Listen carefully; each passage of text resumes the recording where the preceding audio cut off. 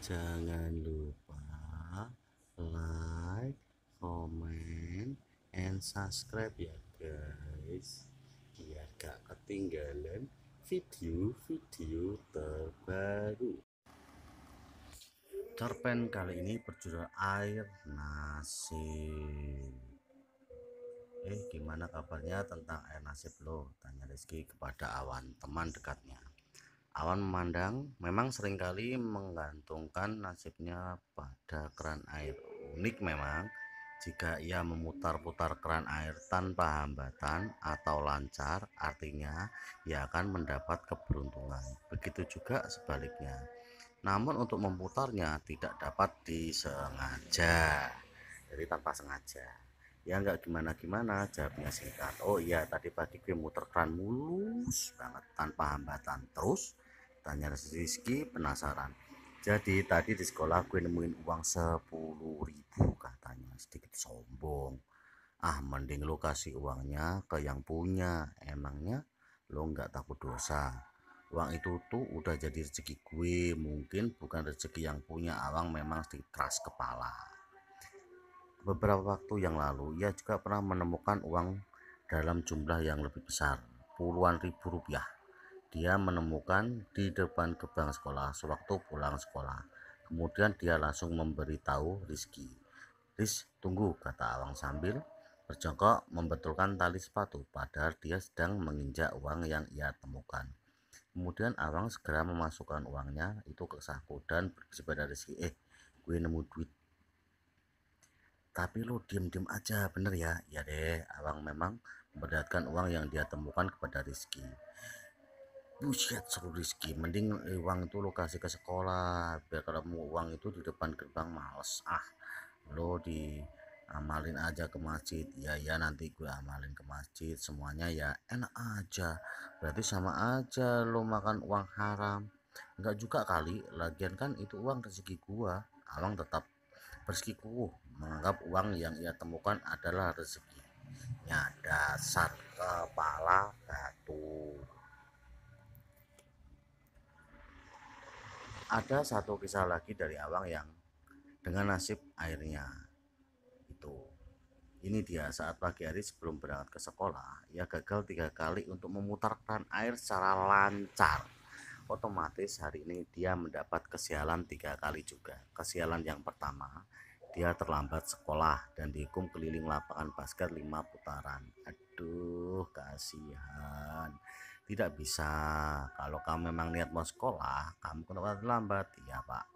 Saya tadi bangun kesiangan. Ya udah, tapi nanti di dalam harus siap dikasih hukuman. Iya deh, jawab Awang pasrah. Setelah dia masuk, dia langsung ditegur oleh staf kesiswaan. Awang diberi hukuman untuk lari lapangan basket sebanyak 5 putaran. Awang pun segera melakukannya. Keringat mulai bercucuran dari dahi, leher. Aduh, bang sialan dumelnya.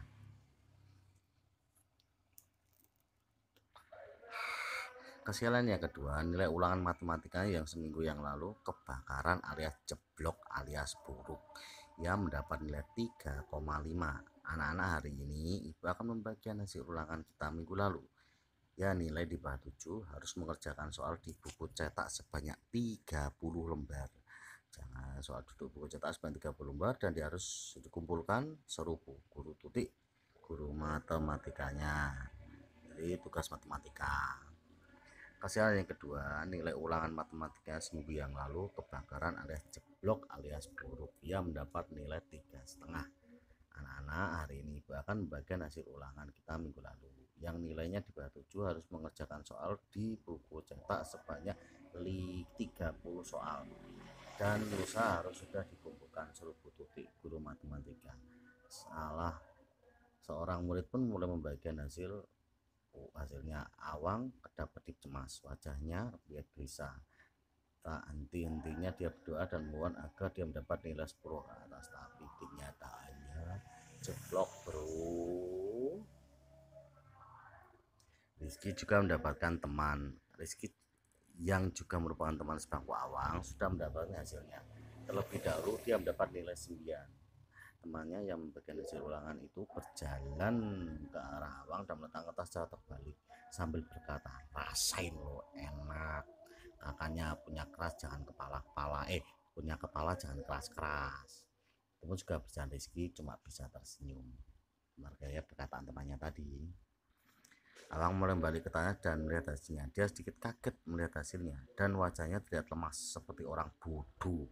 Padahal dia sudah hampir melihat nilai kebakaran di kertas ulangan. Di kanan atas kertasnya tertulis angka 3,5 dengan tinta merah yang sengaja dibesar-besarkan oleh gurunya. Awang hanya bisa menghembuskan nafas pasrah.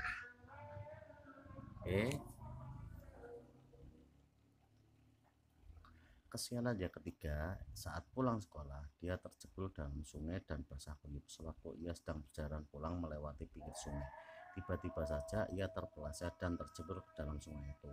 Ada beberapa anak sekolah lain yang tetap melihatnya saat terjebol. Lagi-lagi Awang hanya bisa pasrah. Sial beruntun namanya itu ya.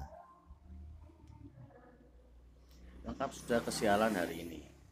Entah kenapa seringkali nasihat ditentukan oleh air keran. Aneh memang, tapi itulah Awang, suatu keunikan tersendiri baginya yang tak bisa disengaja.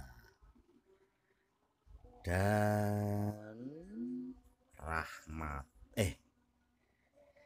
salah tamat. Oke guys, jadi ini bercerita tentang Awang dan mitos kepercayaannya tentang keran air. Jadi dia meyakini kalau dia menyalakan keran air, kalau dia menyalakannya dengan lancar tanpa ada hambatan, dia pasti mendapatkan keberuntungan. Dan ketika dia menyalakan keran air itu keadaan seret, macet, atau keluar sedikit-sedikit, itu berarti kesialan ya, hanya sekedar hiburan aja. Ini bisa jadi pelajaran kita harus percaya hanya kepada Tuhan kita atau Allah ya, ingat jangan yang lain. Sekian dan terima kasih.